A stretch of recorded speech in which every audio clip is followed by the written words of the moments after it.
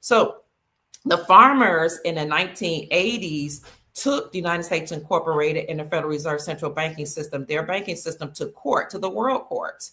And the farmers said they're forcing us farmers to take out loans. And if we don't abide by the rules of their loans, if we don't sow Monsanto seeds that will poison the people, if we don't feed the cattle poisonous foods, if we don't do whatever they say, if we don't want to pay the high interest rates, they will just confiscate our land. And some of the farmers were unalived because that's how serious the central banking system was. You don't do what we say. You don't keep poison the people. You don't sow sick seeds. You don't poison the cows. We'll just take your land. So when the farmers took the central banks to court and the United States Incorporated to the world courts, it was determined that, in fact, the United States Incorporated had enslaved the farmers. They had mistreated them. They had implemented nefarious, unlawful banking practices. And so the farmers were told, we're going to take down the United States Incorporated. We're going to dismantle the Federal Reserve Central Banking System. And when that's done, we're going to pay you all in gold. If there is a currency by that time, you're going to be paid in a currency that's backed by gold.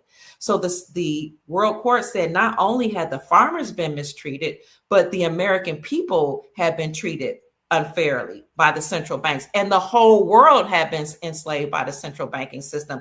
So they said, when all of this is done, the republic, the lawful government is restored because we're going to dismantle the United States Incorporated. Everybody all across the globe will have a debt jubilee where all debts will be wiped away and everybody will be compensated.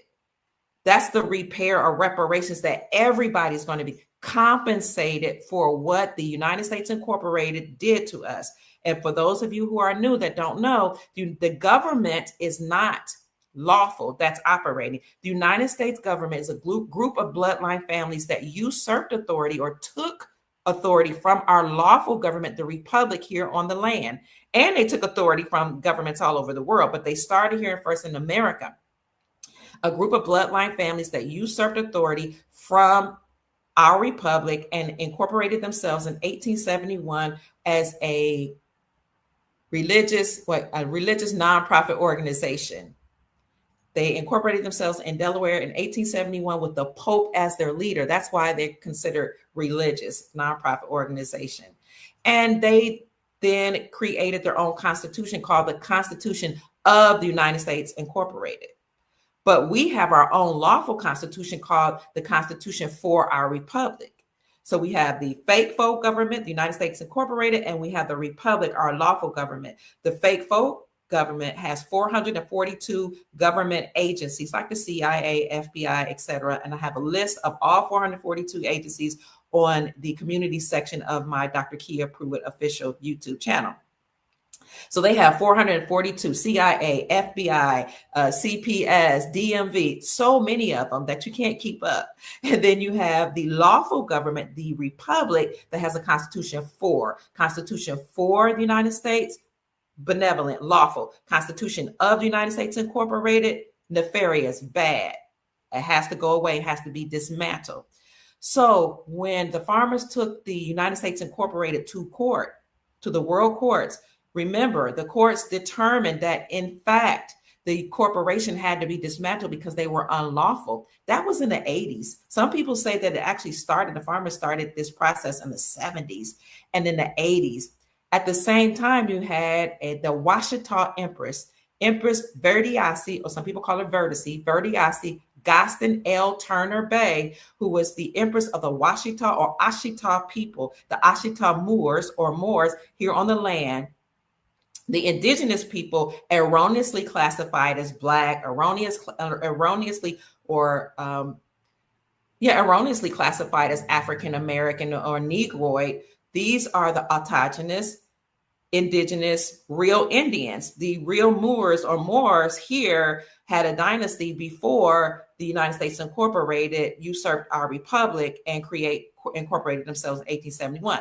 Well, Empress Verdiasi Gaston L. Turner Bay also took the United States Incorporated to court. She also took the United States Incorporated central banking system to court around the same time as the farmers.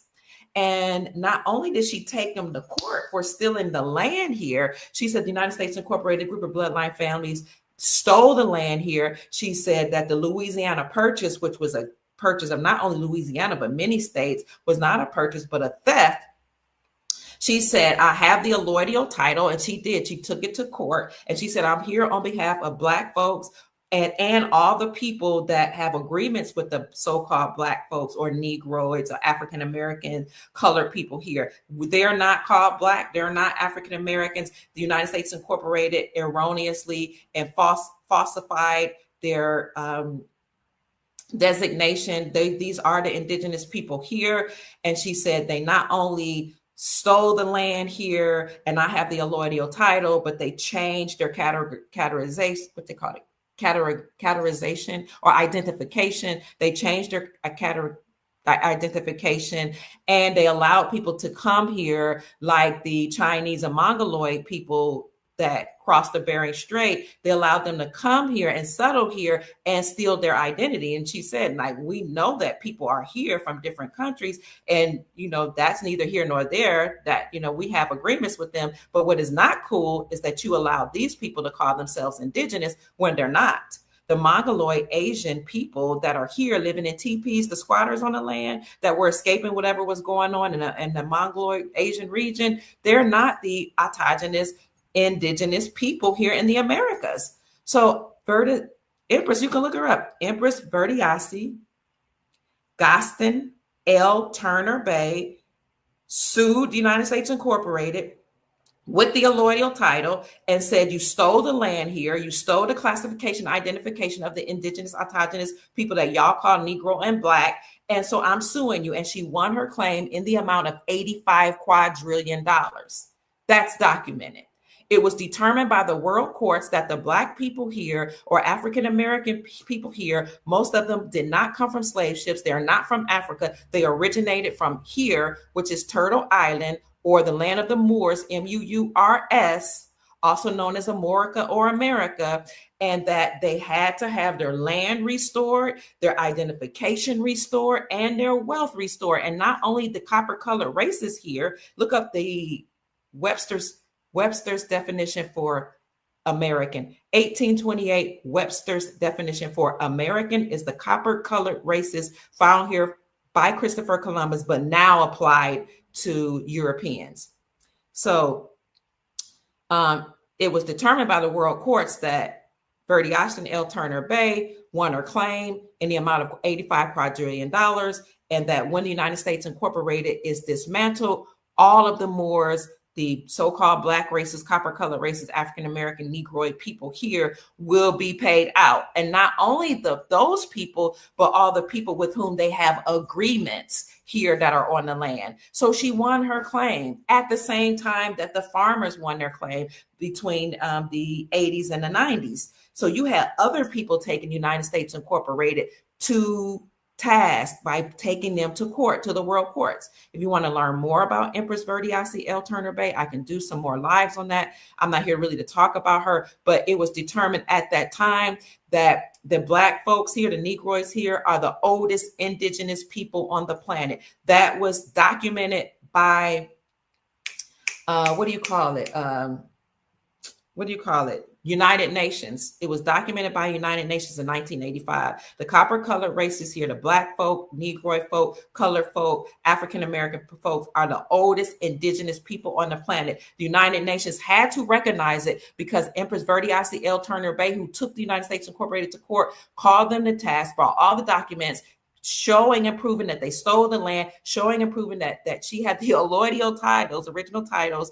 And, you know, we know nobody owns the land owns us. That's one of our ancient sayings. But there were people here, and the United States Incorporated not only stole the land from the people here, but they misclassified the copper-colored races here. They called us Indian. All our great-grandparents still have Indian, especially great-great, still have Indian on their birth certificate. They were Indian, they were indigenous, but they, over time, you look up Walter Plecker, P-L-E-C-K-E-R, and the Census Bureau, over time, they changed our classification from indigenous or autogenous or aborigine. They changed it from being aborigine, Autogenous means we sprung from the soil.